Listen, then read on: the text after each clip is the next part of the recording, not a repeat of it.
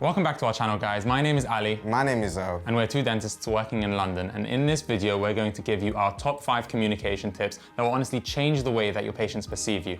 Let's get into it.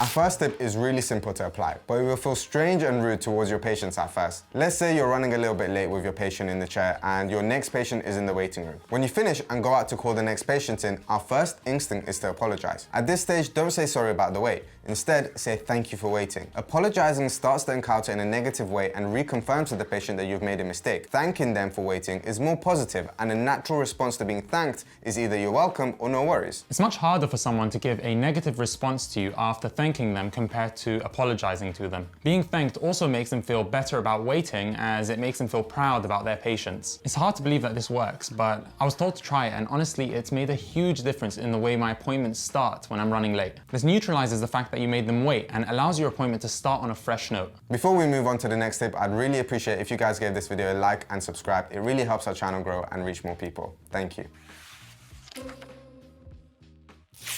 Our second tip is basically a huge ego boost for the patient, and they love it. Let's say they're presented with a toothache and you're trying to obtain specific bits of information to help you come to a provisional diagnosis. Things like if it's made worse when they bite down. You ask them this and they start telling you about where they went to eat and who they went to eat with and what time of day it was and when they took a bite into a peanut, or actually no, they think it was a walnut instead. All you need to know is that they bit into something and started to have a toothache. Which type of nut is irrelevant to you. Don't instantly stop them when they're telling you all this information. Let them go on, and it will take a few extra seconds to hear them out, and when they finish, say something like, "That was actually really useful, thank you for sharing that." They will feel validated and valued, and because of it, when you come to tell them the treatment for their particular issue, they will reciprocate that trust and value your advice a lot more because they feel listened to.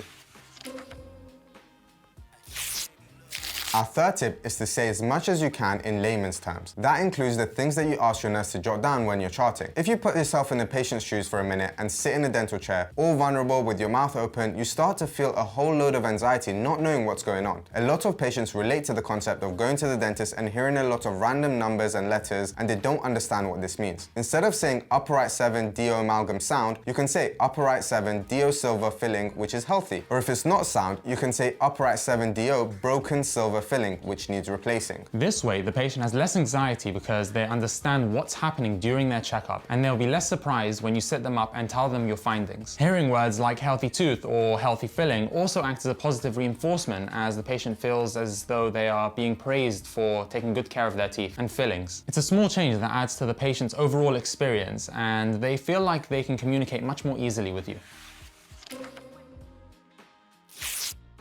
The fourth tip is to spend at least 5 minutes talking about things not related to dentistry at the beginning of your appointments. They will love you for it. There are so many benefits in doing this. The patient will start to feel more comfortable with you and helps build rapport. You end up finding out lots of information about their life, and this can act as conversation starters at future appointments. When you mention these over many appointments and checkups, the patient will feel like they are coming to see a friend to catch up with, rather than just there to check their teeth.